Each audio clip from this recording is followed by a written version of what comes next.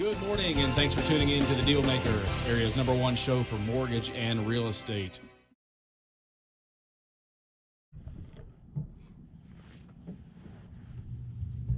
Hey, good morning, and thanks for tuning in to Carolina's Mortgage Radio, the #1 radio show for mortgage and real estate. We appreciate you tuning in this morning. Got a great show for you. We got Jason Redman in the studio with us. Jason and I go a long way back. He is my mentor in the business and also kind of my boss. So it's a great thing. Jason, welcome to the show. Thank you, Brandon. I appreciate it. I'm looking forward to having some great time together and talking about some exciting topics today. Yeah, and I'm super looking forward to it. Like I said, you've been my mentor in this business. Kind of taught me everything I know, which I think is some pretty extensive knowledge that I get to share with my prospects and the people that I work with on a daily basis. So very happy to have you share your personal experiences and your information directly with the listeners today. So Jason, kind of give us a quick background of your experience in the mortgage industry, the real estate industry, and kind of what take us back to point A to where we're at today. Okay, I'd be happy to do that. So, my background is a little different than a lot of people who are in the mortgage industry today. People start off in the financial services world, or they go through college and they know they want to be in a business degree or some kind of marketing or economics. I started off in a really different kind of scenario. Straight out of college, or actually in college, I went off in the military for a little bit, started learning kind of a little bit about how things are done in life. When I graduated college, I always, from the time I was a little kid, wanted to be a police officer. Yeah. So I joined the local sheriff's department where I live. Was so excited to do that. Really was my life's goal. I did that for a bunch of years. I worked with canines, I did narcotics, did some undercover work, worked on the interstates, doing drug interdiction, shutting down drug dealers and stuff like that. And then that whole world just got really dangerous, and I started, as you go through life, things change, and I started focusing on being there for my kids and actually having a birthday party for my son when I was there. So really had to make some hard life changes, and really just kind of fell into the mortgage industry totally by accident. I just met a guy, and he said, wow, we talked for a few minutes, and he's like, this is going to sound strange, but I think you ought to do mortgages. Yeah. What a fortuitous meeting that was. I was a police officer before that, so I know nothing about, my degree. One of my degrees is in accounting, but I only did that because, that was going to help me get in the FBI. But I had no idea, what the plan was, how I was going to make it. But I do know you got to start with just working hard, and you got to take advantage of an opportunity, and that was the only one I had at the time. So what do you do, Right, yeah. I think #1 is you work hard. I think that's the most important piece of any field, and probably the most. Everybody wants to kind of skip the work piece and say, hey, what's the secret sauce? Well, the secret sauce is the work. Right. If you're not the smartest person, which I'm not, I'm never the smartest person in the room, but I guarantee you one thing I can do: I can show up earlier than anybody. Yeah. So I figured, well, I know there's only be two things. You got to work hard or be super smart. So I figured I think I can do it. That's a good point. So you started out as a police officer, kind of working up to your ranks. So you meet a guy. He says, hey, Jason, you sound like you'd be someone great at mortgage. What was the next step? So I hired on with the one of the prominent local banks, and it was kind of crazy because the opportunities I had was I met this guy, and he's like, I'll kind of take you under my wing. You can be a junior loan rep or a junior loan officer. And I'd only known one other person, and she ran the division for a bank, and she said, I'll actually give you none of that. I'm going to give you a computer and a phone, and if we have a desk, you can have it, but if we don't, you'll just be working from wherever you can find a spot. So of course, me being me, I like to do things the hard way. I took the opportunity where I just got the phone and the desk and the computer. Sink or swim. Sink or swim. That's the fastest way to learn. I knew nothing about anything that had to do with being successful in business. I showed up at work at 4 o'clock the first day, set the alarms off in the bank. Nobody knew that you weren't supposed to. I didn't know. They gave me a key, so I thought I could get in. no one could figure out why I was there at 4 o'clock in the morning. I didn't know anything except I could get there early. And so, you know, a couple of weeks in, the lady that was teaching me and hired me, you know, she started giving me some business goals. And one of the first things she said is, you know, if you want to accomplish something, and this is 20 years ago, if you want to accomplish something, you need to write it down. And if you don't write it, you know, it may not become real. So I want you to write down what your goals are. And I think she was thinking maybe I'd come out of college with a marketing degree, so I was going to put together this long synopsis. So I looked at my desk and I found a Post-it note and I just wrote, be number one. Yeah. And that was the goal. So what did that mean? Did you know what being number one meant? Did you have some numbers in mind, or you just, hey, I want to be the absolute best at whoever's doing this? I had no clue, but I knew, you know, if you're in a career or if you're in a job that has a ranking system, somebody's last, somebody's in the middle, and somebody's first. And I'm competitive by nature, so I don't like to be in the middle. I can't be last. So if you got to pick a spot, I want to pick the number one spot. So I gave it to her, and she said, well, this is not really a goal. You really need to. And I said, well, what other goal would there be? And it's to be number one is the only goal there is. And she said, well, how are you going to do that? And I said, that's what you're for. So let's start at the beginning. And I pulled out my book and my pen, and I said, who's number one? And she told me the guy who was and I said, well, how much does he produce? How many units? What does he do? How does he operate? Where does he live? What does he do? And I wrote those numbers down. And she said, now go back and write your goals. And so I did. Mm-hmm. So fast forward a little bit of time. So fast forward 10 minutes, I came back and I said, okay, here's my goal.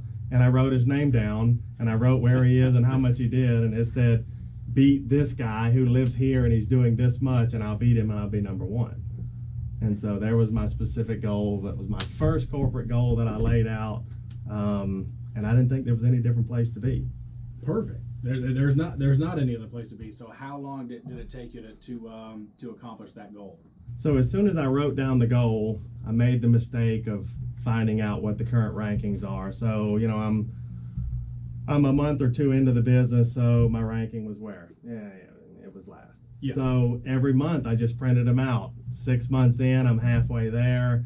Actually, 15 months after the day I started, I was ranked number one in the company, closing more units in that year than the number one guy, and I was number one from that moment. Super impressive. I mean, you look at your situation. Obviously, I know your scenario. It gets pounded in me daily to kind of reach my goals. But I think this is universal, and I think this show I say a lot is for homeowners and future homeowners, but also for people in the real estate industry, real estate agents, attorneys, paralegals, other lenders, and we do have a lot of loan officers listen to the show. And so, and I think that's the beauty of kind of what we do. You can start anywhere and you can be anywhere.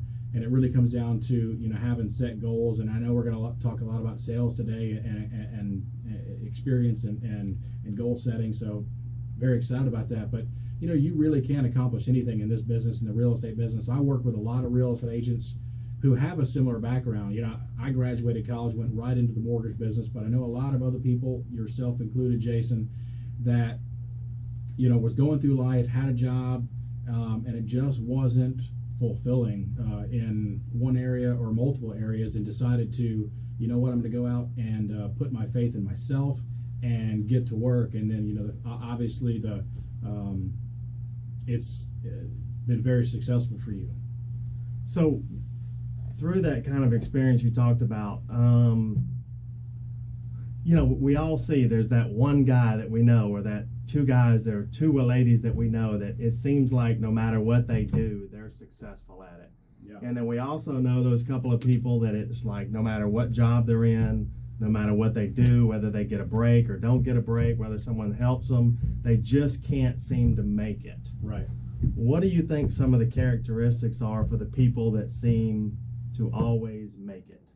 Well, I'll give you my take, but I know you're going to give us a lot of more information on it. So for me, where I think is so important is education. Yeah, Jim Rohn, one of my mentors, he says, inspiration comes from education. It doesn't come from motivation. So if you go motivate an idiot, now all you got now is a motivated idiot. But so it's the education piece, and I think maybe that was a big piece for you as being a police officer, kind of growing up and getting the kind of the skill development and the education piece to then, of course, you apply the work to that. Knowledge is not power; it's potential power, but you got to take the action with it. That would be my take. You kind of give us, what you think.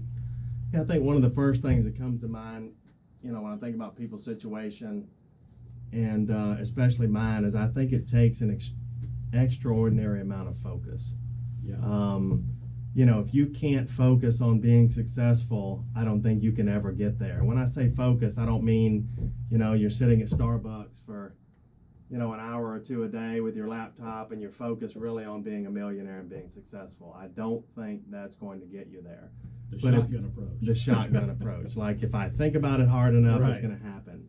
I think focus has to be on, intentional action that you're going to, what things are you actually going to do that are going to help you get there? And are you focused on them? How much time do people focus on watching a TV show? I mean, Yeah. if you focus on that, great, you can do it. But what else are you giving up when you're not, focused on being better, focused on increasing your sales process, focused on building more value for the partners and it doesn't matter what business you're in.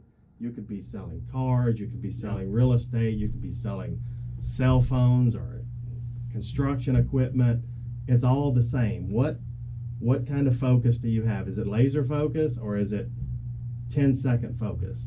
I see some people try to think, they want to be successful, but they can't focus on doing one task more than 1 or 2 minutes at a time. And I'm like, how are you going to make it? You got to have enough discipline to develop laser type focus on what you accomplish. Yeah, without a doubt. You're listening to Carolina's Mortgage Radio, the #1 radio show for mortgage and real estate, talking about skills today, sales, life skills, how to be successful. Really kind of an all-encompassing show. It's only going to get better from here. We've got Jason Redman, sales trainer, national sales trainer here in the studio with us, regional sales manager for New American. Been in the mortgage business, started out as a police officer, learned a ton of life skills, and is really kind of dominating the sales market and the sales trainer. So producing lots of great content for us today. So Jason, kind of you get #1 within 15 months. What was it that you learned? Laser focus, hard work. What were the kind of the steps to get there? So, start going back to the beginning. Again, we talked about focus. And when you talk about that, I think people have to be very specific. When I focused on just one small goal, which is beating, the #1 producer, I had to break that down. And the focus has to break down into action and activity. Yeah. So if I can focus on being #1, but what does that look like? And I think you've got to build a process that works for you. And everybody's process is different. For me, the process wasn't, I couldn't figure out how to beat people with 20 years of experience. I can only figure out that I'm going to come in at 4 o'clock in the morning and I'm going to work till 10 o'clock at night because I know they're not. And when I came in, I'm like, well, now how am I going to make a good use of my time? Am I focused on things? Am I only doing things during the day that are increasing my activity or my ability to make money or my ability to make a sale or building my value to partners? Or am I focused on something different? So I just started writing out a list. Like, I'm focused on this goal. Now, what's my process to accomplish it? Right. And I think sometimes people look at the process. How am I going to get there? Well, what do you want to accomplish? I want to be this. Okay. How are you going to get there? When I say how are you going to get there, get specific. All the way down to what time am I going to wake up? How's my day going to start? What time do I get to work? And not what time do I show up, walk around, get some coffee, catch up with everybody in the office. When I say get to work, what time do you pick up the phone and actually start building value or start doing the things that are going to make you great at your job? Yeah, I think I know a lot of people. I know you know a lot of people that are at their office, quote unquote, working. They're not really working.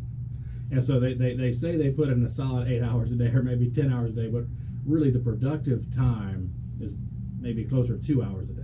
At least. I see people that struggle with this and they go, I do not have enough time in the day. And they're producing and they're doing, and their activity levels, they're doing very little. And so you ask yourself, how is it possible that you could be here all day and produce at such a small level? Right. People convince themselves that they're busy when they're just doing busy work. It's got to be something that creates some kind of value to your partner. You've got to be out there generating some kind of interest in what you sell. And you've got to be doing it different than everyone else is doing it. People, when I'm coaching somebody and they say, I made 10 calls yesterday. Okay, well, how many people called you back? And they say, none. When no one called you back, you're just not saying the right thing. Right. It's not them, it's you. That doesn't make you a bad person. That makes you someone that needs to learn how to have something better to say. So what are you saying? And then you've got to go deep with yourself on, is this working or is it not? I think, that's one thing I think most salespeople miss, is they just get into what they think works, not by trial and error. They're just trying and not changing things. And so, if I'm going to make 50 calls, regardless of what I'm calling about, whether it's real estate or mortgage or something outside of the industry, and I get no return phone calls, obviously the problem is me. I'm saying the wrong things to get a call back. How do you kind of hone in that skill and the skill of being disciplined to be actually working on dollar productive time versus just, being there? When you work a process, when you've developed a process that brings value and that works, the first thing you got to realize is it's a grind. It's hard. You got to come in early. It's not easy. The money doesn't come fast. People look at a process and they say, well, I put 5 things in place, and in 2 weeks or in 30 days, I didn't see the financial return of that. And you may not see the financial return. You got to stay in it. It's a hard job. What's the process you've built? This is what I ask people, and you'd be shocked at how many people cannot answer it, but want to be great salespeople or want to start a business. And I say, what's the process you've built that's better or different than everyone else selling what you're selling? And they go, oh, well, I'm better. Okay, better how? Right. Give me 5 ways you're better. Give me something in the process, because it's a grind. But then when you figure out this process works, then you just got to keep doing it, and you got to trust it. People don't trust their process long enough. Yeah. They want to handle every little detail. They want to, when they find somebody to help them or they get an assistant that's going to take care of some of the small details, I find that they keep coming back and they keep watching what your assistant's doing, or you keep revisiting the process or expecting a different result. You got to trust the process. Once you've built it, you got to execute on it flawlessly. The money doesn't come fast. The money comes after all the work is done. What are the steps in kind of building out a process? I think, we've worked together for a long time now. I think, we've collaborated on, kind of building out a process that works phenomenal for us to deliver, high caliber service to our clients, to get people, in homes, to help our real estate partners. How does, a real estate agent or another loan officer kind of start, if they don't have a system or a process in play right now, what does that look like as far as putting that together? So there's no magic formula. The process is built, I think, the American way. You try things that work and you stop doing things that don't work, and you increase on things that are working great for you. And then I think you got to, when you build the process and you find things that start work, you got to go deeper on those things. If you have people on your team, you have to expect everybody to do extra work. You ever run across a process where there's a team of people, wherever it is, if you go to the Verizon store and there's a team of people and you can instantly tell that each person you talk to just wants to do the bare minimum, that shows as a customer, doesn't it? It doesn't matter what you're buying, you can tell the person wants to do the bare minimum. And then you've got those people that want to not even do the bare minimum, they just want to fly below the radar, and they want to just get away with not getting caught having to work that hard. Yeah. And then if you ever ran across those people in any line of business that always seem to take it one step above, they always do one extra thing, they always deliver more, they always go that extra mile, and it's small things that we do that brings value to people. We instantly want to be different. You can be different by just, in some industries, you can almost be different by just doing your job well. Yeah. But then what happens if you take it a step further? You know, it doesn't matter what industry you're in. If you're selling cars, but you do custom floor mats for every client, that makes you different. How much did that cost you? Whatever your thing is, you know, it doesn't matter. If you're a realtor, you may want to, every time you go to a listing presentation, you may want to have a landscape guy come, freshen up the yard. You go in and do a presentation. It costs you $50. And then you wow the client by saying, I mean, in case you do business with me today, we took pictures. I wanted your house to look amazing from the outside. That's small things that you can do. Those are just two examples that are not even, you know, related to anything. But find some way that separates you from the competition. It's not that hard, but you got to do some extra things that other people aren't willing to do. Yeah, I think a lot of it comes down to, you know, the value that we bring and the perceived value that, you know, there's, you know, 6,000 plus agents, you know, in the area. There's, you know, probably about 3,000 loan officers in the area. You know, what are you doing differently? Or, you know, if you're a car, like you said, a car salesman or a teacher, you know, what are you doing differently to bring that value to your marketplace? And I think those are the things that people really have to work out. And the people that work it out earlier in their career, they're more successful. People that work out how to deliver better service. One of the things we did that you and I talked about that I think makes us different. I mean, we built a concierge model. I mean, everybody says, well, you're starting up a new business. How do you want to do it differently? And people say, oh, well, we want to give better service. Okay, great. Right. What does that mean? Everybody else stops there. Right. What that means is they tell people they give better service. But what does that look like? So we developed the concierge, like when you do a mortgage with us, you know, this person doesn't handle the financial documents. They don't talk about your interest rate and your terms. They don't talk about loan products. They're not experts at that. What are they experts at? They're experts at helping people get small things done that make them feel special. You know, we got a client that's moving into town, is a active duty military member. He said, my wife cares more about recycling than anybody should. Yeah. And we really want to recycle.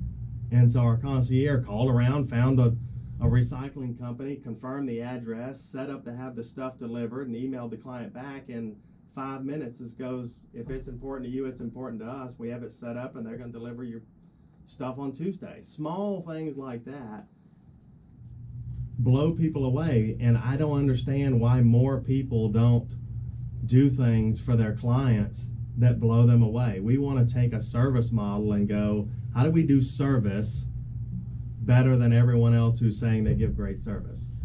You're listening to Carolina's Mortgage Radio, the #1 show for mortgage and real estate. If you are not being listened to, give us a call, 704-999-6646. We'll help you get pre-qualified and provide phenomenal service. So speaking of that, Jason, so I think the big thing is a lot of salespeople, a lot of, you know, people in general just don't listen well. And so, you know, you had a client shared their concerns about, you know, recycling. It was probably off the cuff conversation too. Probably wasn't, Jason, you need to do something about my wife's recycling habits. It was probably just an off the cuff conversation. It was. But you're listening intently for what the needs of your marketplace is. In this particular case, your home buyer. And so, you know, I think we just want to, salespeople, we just want to rush to, you know, spew out our talking points. But it's, you know, that's not what sales is. Sales is about solutioning issues, solutioning problems, and you can only do that if you are intently listening to the needs of your clients. And obviously you do that better than anyone I know, case in point right there. If you're going to do service better than anybody else is doing it, you've got to listen to everything your client says. Yeah. You've got to get ahead of what their needs are. You've got to anticipate what they want, and then you've got to just do it better. So many people say, well, that's not my job. It's not my position. I only do this. I only provide financing. You've got to provide for every need that your client wants, because at the end, we're looking for the client to do what? We're looking for the client to share their experience. Absolutely. And they're going to share their experience with their friends, families, church members, co-workers, bowling club, soccer team, kids, coaches, school. That's how people become successful. When you build a following of people that you've provided service like they've never seen before, that creates more value to them, and it creates more value to you, because those are your building customers for life. Yeah, so you've been, what now, 16, 17, 18 years in the mortgage business now, Jason? Yep, 18 years. So kind of give us a quick rundown of, 15 years, you're number one. Give us a quick rundown of kind of your rise through the ranks, company-wise, and kind of what your role has transitioned into over the past decade or so, to where we're at right now, and kind of, we'll tie in some of these sales pieces to that. So, I think everybody's past, it kind of determines their future, in good ways and bad ways. And my kind of, I guess, boot camp would be a good word, is, time in the military, time in police work, working for very little money, working 70, 80, 90 hours a week, if that's even possible. And I think that experience led me to believe, it led me to know that nobody owes you anything. Yeah. So many people look around and they think, well, I put in a hard 2 weeks of work, or I worked hard on this account, and somebody owes me the business. What I learned early on is to expect nothing from anybody except yourself. Yeah. So if you can perform at a level that no one else can perform at, no one's going to give you anything. And it doesn't, we keep saying it over and over, it doesn't matter what industry you're in. If you work hard, still, no one owes you anything. People look around and they see that this person has that, and this person got this account, and this person, no one owes you a thing. The only thing you're owed is an opportunity to work harder than everyone else around you and make a difference. And so I came into this industry thinking no one's going to give me anything, and I'm fine with that. So I got to work hard, and my boot camp was my hard lessons earlier in life that says, you know what, you may work 90 hours a week and still barely pay your bills. Yeah. And so that gave me a frame of reference that I think a lot of people don't have. Yeah, I think if you asked anybody, they would say, they don't want to feel like they're owed anything, but so many people obviously do. I think, I don't know what the stat is, but I'm sure it's off the charts as far as people who actually think they are owed something, even though if you asked them, do you want to feel that way, they'd probably say no. How do you take that person, or, if I feel that way now, but I know I need to get over that to be successful in life, how do I kind of start transitioning to maybe being more grateful and knowing I have to earn whatever it is I get? I think it all goes back to what we started. Focus is the key. Yeah. What people focus on is what's going to increase, and that's what's going to happen. And it doesn't matter what it is and what part of your life, it doesn't matter what you're doing. If you focus on your successes, you're going to become more successful. If you focus on, I had a bad month and I think I failed, then you're going to have more bad months. Again, that doesn't go back to say if you just focus on it, it's going to happen, because it takes a lot of action. Yeah. But those people that you see that they're like, oh my gosh, everything that this person touches turns to gold. Everything that happens to them is all positive. If you're a happy, upbeat person that's fun to be around, what kind of people are you surrounded by? Happy, upbeat Other people that want to be happy and successful. Yep. And then that person or those people in your life, or that acquaintances, that no matter what happens, they're down on themselves. Yep. Everything is a problem. Life is full of challenges, and no matter what happens to them, they're not happy. Who are those people surrounded by? Miserable people. Other miserable people. So what you focus on, if you focus on being miserable, that's going to increase, because the only people that want to be around you in business and personal life, they're other miserable people. So if you focus on the positives, you're going to be surrounded by more positive actions, more positive people, and you're going to be more successful. So I think if you focus less on what the person's next to you is doing, you'll be a lot more successful in what you're doing. Yeah. If you want to work with a very happy, upbeat, smiling loan officer, give us a call, 704-999-6646. You're listening to Carolinas Mortgage Radio. We got Jason Redman, National Sales Trainer, here in studio talking about sales and the pathway to success. Jason, so we're here now. We just teamed up with New American Funding. What was it about New American Funding? And I think we both, think the same way. I talked a little bit about a couple of weeks ago as we've transitioned here to partner up with New American, who kind of sees things the way that we do, from the perspective that we do, as far as wanting to be the best, not just for ourselves, but because we want to provide the best service in the mortgage business to the people that we work with. What was it about New American that made you kind of look at them and say, hey, I need to partner up with them? I think the people that are most successful in life have a couple of things around them that help them get there. Number one is, I think you got to have the right tools. If you don't have the tools to do your job effectively, it's not going to happen, no matter how hard you work. Yep. You can dig a ditch if you want with your hands. It's not going to work. Get a lot quicker with a backhoe. A lot quicker with a backhoe. So it doesn't matter what job you're doing, you got to have the right tools. And I think people make excuses for not having the right tools, and I think you can't. You got to be super realistic about, do I have the ability to do my job effectively? Do I have all the tools I need to be successful? And I think that's one of the biggest things people miss, and the biggest thing people make excuses for is not having the right tools. I think the second thing is, people got to have the right leadership. Yeah.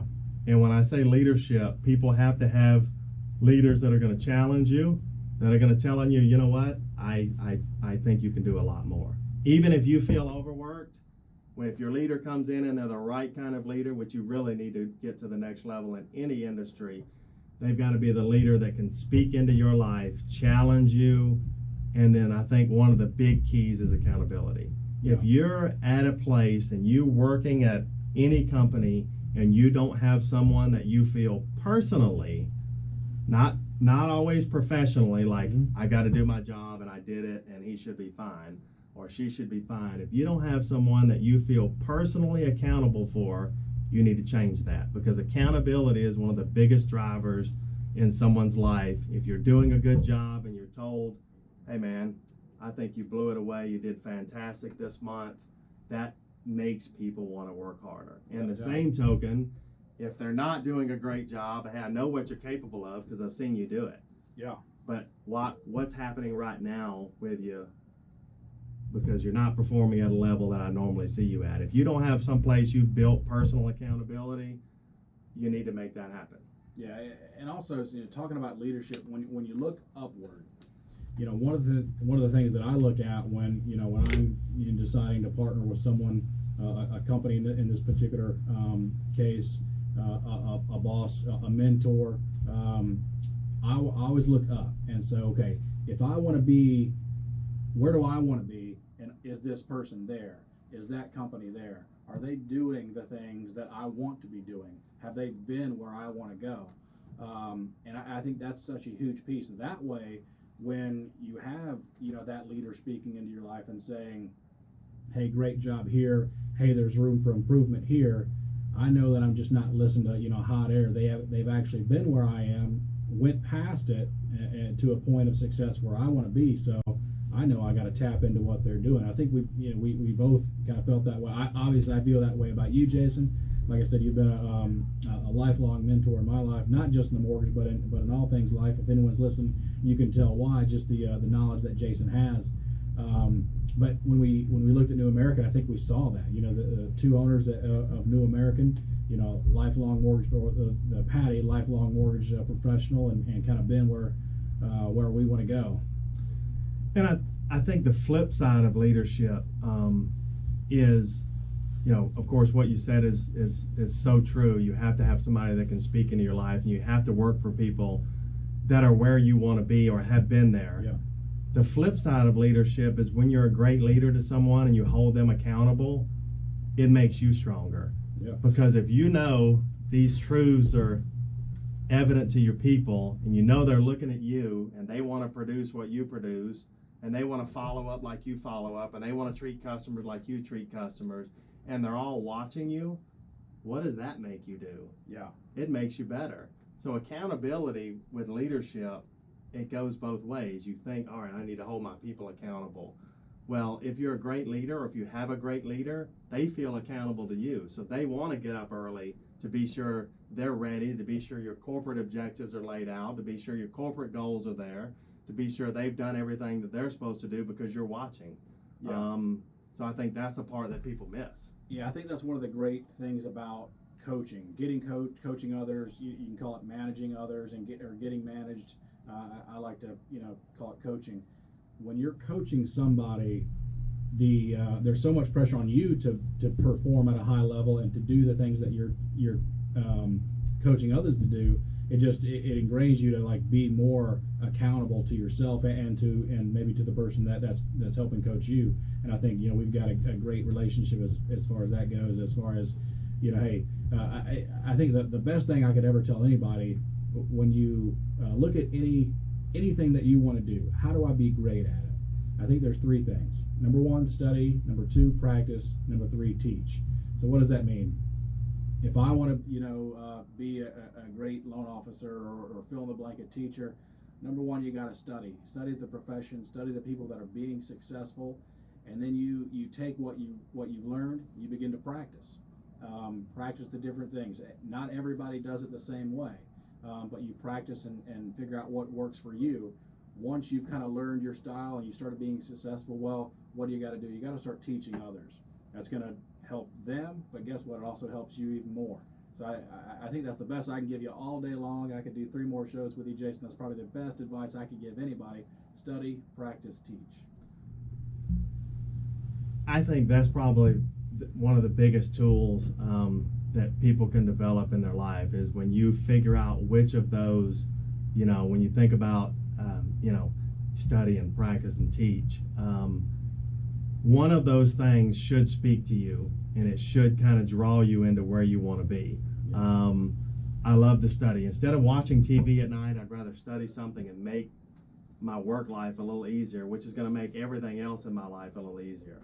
It's not all about work, but it sure helps when that's in line. Yeah.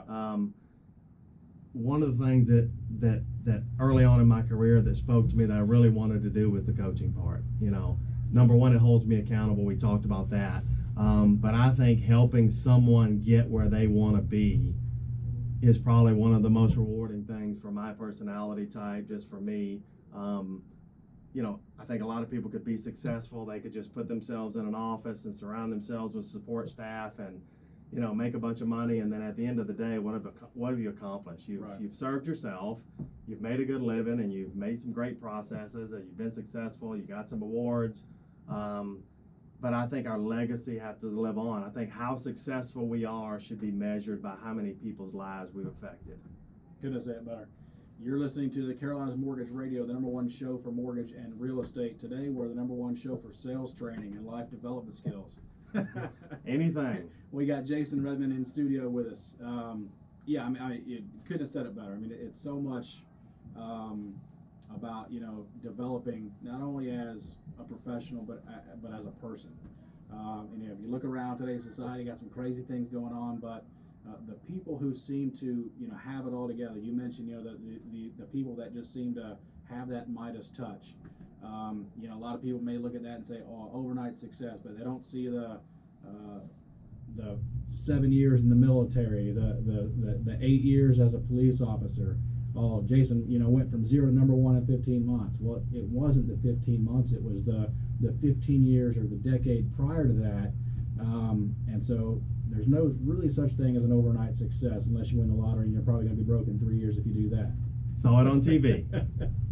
So, just solid stuff. So, kind of give us, keep spitting some truth to us. Give us some more sales tips. So I think, again, people have to find their strength in their experience.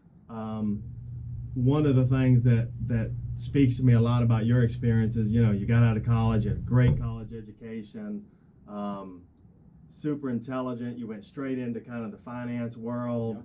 And you know, the market changed on you. Things happened. That just did not work out. And you tried and you put in and you tried and tried. But when you tap into that life experience of where you've been, no doubt, and what is that teaching you now, that speaks to people. So everybody has to use their experience. And a lot of that great experience is based on failure. And if failure doesn't teach you anything, then you're bound to keep failing. Yeah, I love to fail, and it drives my wife crazy. She can't handle it. But, you know, I've never really shared my story here on the radio show.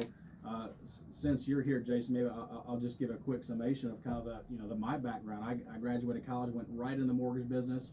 Things were great. Transitioned, or not transitioned, but added a few pieces to that. I was running several different companies back in the mid-2000s. How old were you? I started at 24. At 26, I had 4 different companies. Was by all accounts a self-made millionaire. The crash happened by age 28. I was dead broke, and I had to step away from the mortgage business to close down some of my companies. And you know, so obviously things look bleak. But you know, again, you know, you look at your experience going into the mortgage business. I had to kind of look back at my experience and say, okay, what do I do now? So I just put foot to pavement and started trying to get back in things. No one would hire me. I didn't have a pipeline. I was out of the business for a while. I called up Jason Redman, here sitting with me right now, and say, hey, Jason, man, I need to get back in the mortgage business. No one will hire me. What can we do? I'm ready to work. And so for the next 18 months, only because of Jason's graciousness, he gave me a job. I drove from Charlotte to Augusta, Georgia, about a 2.5-hour drive, Monday morning, drove back Friday, did that for 18 months, and just pounded it as hard as I could, got transferred up here, and shortly thereafter was the number one purchase loan officer for a big bank here. Largest bank in the nation. Yep. So yeah, that's my experience. So, you know, I've been, you know, I've seen the highs and seen the lows, and I look back and really appreciate the failures in my life, and still failing today in certain areas, and just drives me even more to, I love to fail. It means that we're trying new things and you know, gaining ground and learning. I think one of the biggest things that people miss is that they try their best to avoid 2 things. They try their best to avoid failure, and they try their best at all costs to avoid conflict. Yeah. And I think those 2 are some of the biggest sales training life tools that you could experience. If you've failed in life, you can do one of 2 things, and it goes way back. I mean, this is not anything new we're talking about. You can either continue to fail, or you can change it. Yeah. And if you fail once, I mean, you did, I have, make it work. Do it different. If you keep failing over and over again, you gotta keep doing it. People try so hard to avoid conflict in their whole daily life and their business. Conflict's going to tell you a couple of things. Either you're wrong, people you're dealing with is wrong, or your process is broken. Right. And if you go in with the attitude that I want everything to work, and you got to go in openly and you look at conflict, and it's like, where is the conflict? Is the conflict in my process? Is it with my coworkers? Is it with everyone I deal with? Is it with my, you know, everyone I touch? Where's the conflict? And then you have to start minimizing it. Sometimes you got to minimize it by starting with yourself. Yeah. I got to change the entire way I do business because I have too much conflict. Some of it is your process. Yeah. Some of it is your coworkers aren't pulling their weight. You got to have a regimented process that says everyone does their job. And then you still may fail. Yeah. But what do you do with that is going to be the key. Right. What's the quote that when Edison was asked, you know, about failing at, you know, creating the light bulb, he said he took him over 2,000 times to create a light bulb, and they asked him about failing to create a light bulb, and he said that, no, I didn't fail. I found 2,000 ways how not to create a light bulb, and it only needed the one time to create it. And I look back at my experience, and hey, I found some good ways to run a few businesses into the ground. So I've taken that knowledge and starting other businesses. Hey, here's what we do differently to be successful. I think one of the things we got to do is we have to look at everything as a learning experience. We got to learn what works, and if something works, you don't stick with it. Yeah. What you do if it works is you make that better. Improve on it. If you can help a client do one thing and they feel great about it, you ought to help them do 2. You ought to help them try to do 5. How hard can you give to people you do business with before you give out? I think doing good, you can't stop there. You've got to go deeper. You've got to do more. You got to provide more value, more. Some things you're going to do wrong, and you're going to do business with people that are terrible. What you learn from that is you learn what not to do. Right. So you got to have every experience you have in business be a learning experience. And I think people that capitalize on things they do well and don't just rest on that are people that get to the next level. You got to figure out how to get to the next level. Are you just doing things that work? And is it good? If it's good, how do you make it better? If you're working for somebody, you ought to be able to go to them, be accountable, and ask them, tell me 3 things I could do better to get to the next level to help me get where I want to be. Yeah. Do you have somebody that you can tell that you can talk to like that? Because if you don't, you got to get that person, because that's what you need. And if you need someone like that, or if you need a mortgage or anything, need help in any area, call us 704-999-6646. You're listening to Carolinas Mortgage Radio. National Sales Trainer in the studio, Jason Redman. So Jason, so as anyone is putting kind of those pieces of the process together, kind of figuring out what works, what doesn't. Let's talk a little bit about tracking. We're big into it. How do you know if something's working or something's not working? Talk to us about tracking and how that can really hone in and develop our skills and kind of where we know what is working and what's not. I think this is one of the biggest things people get wrong in business is, and there's a lot of reasons why, but I think if you're not tracking your activities, again, we keep saying this, doesn't matter what business you're in. This is not a show about being great in the mortgage business or being a fantastic realtor. Right. I think these are things that can cross over into almost any line of work. If you're not successfully tracking your activities and measuring where they're working or not, what do people spend all day doing? I don't understand how people generate all this business and they operate off of 100 Post-it notes scattered all over their desk. Right. One of the things I immediately want to ask people when I meet them and they want to talk about business is, what system are you using to track your activities so that you know whether you're doing things, like we said before, Right. whether you're doing things right or doing things wrong? Because if you're doing them right, you want to keep doing it. So how do you know that Right. if you don't track everything you do? Who you talk to, whether it was a good meeting, what was the result of the meeting, what did that equate to? You can even go as far down as to how much did that pay me? Right. I had 20 contacts, I had 20 meetings this week. What's the potential result of those? Yeah, I think the easiest analogy would be if you got someone who's very overweight, they want to lose weight. Hey, tell me how do I lose weight? Well, my question would be, and this is a question I ask myself every day, well, how many calories do you eat a day or eat and drink a day? Well, I have no idea. Well, how do you know if you're going to lose weight? That calories is the easiest way. Know what you're eating, know what you're putting in your body. If I decrease my caloric intake by 1,000 calories a day, I'm going to lose weight. But if you don't know, you don't know. Same thing in business. If you're not tracking your activities, how do you know if you're going to be successful or not? How do you know what works and what doesn't?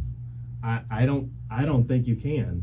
I think people are going to be mediocre producers and mediocre at everything you do, Right. unless you can track your results. How do you know whether you need to improve them or not? Right. It's basic to me. So let's talk about being successful. Let's talk about tracking. Let's talk about New American Funding. We tracked them for a while. We were looking around, decided to partner with New American. What is it when you're, whatever it may be, when you look at a company, when you look at partnering with anyone or anything, what do you look for? So I think this is really important. When you're going to work for somebody, I think you've got to identify what are your key factors. Yeah. It doesn't matter what you're doing in life, you got to identify what's important to you. It doesn't matter if you're dating, you're looking for a husband, you're looking for a wife, you're looking for a job, you're looking for a car. It doesn't matter. You've got to identify what those things are. And once you learn that these things work and they make you successful, and you start identifying every key feature you're looking for. So when we were looking to move our volume of business and all our cities to a new company, I narrowed it down to the three things I think are most important. Number one, if you're in a company that doesn't have the right culture, Yeah. nothing else matters. Right. Culture's so big. If your rates or prices are the lowest and you outbid anybody, and that stuff doesn't really matter. If you don't like where you work, you don't have respect for your leadership, and you don't enjoy waking up in the morning, having the lowest price or the lowest whatever makes no difference. So you have got to have the right culture. Number two, you got to have the right vision or direction. You got to know where we are, where are we going, and I don't know why people don't track that. If you want to know where a company's going, look at where they've been in the last year. Right. Are you joining a company that their sales are down 25%? Because guess what's going to happen in the next year? Down 50. They're going to go down 50. Are you with a company that's grown 50% in the last 12 months? Maybe you think that's great, but maybe is it too fast? Is it too slow? You really got to figure out the direction of a company. And then the last thing that for me personally is just potential. What's my potential to do the things that mean the most to me, which is coach, mentor, help people with accountability, be accountable to people, and those are the things that speak to me on a personal level. But if you're not with a company that has the right culture, they're not going in the right direction, and it doesn't have any potential for you, you need to stop complaining about your situation and change it. Yeah. So when you look at New American, obviously I think that checks all the boxes. It did for both of us. When you look at New American, what break it down, like the top two things that we've been able to partner with. Obviously, we had a very strict platform to deliver exceptional service to our clients, better than anything that you could even think about in the market. You think about going into maybe a Ritz-Carlton, maybe you stay at a Ritz-Carlton, they come out, they greet you by name, they give your kids toys or candy, whatever it may be. It's just a different level of experience. That's the kind of service that we've been providing our clients. And so now we kind of look at a company that has the same thought process. What are the two things that you look at New American that we can add to what we've been providing for our clients? I think one of the biggest things is technology. Yeah.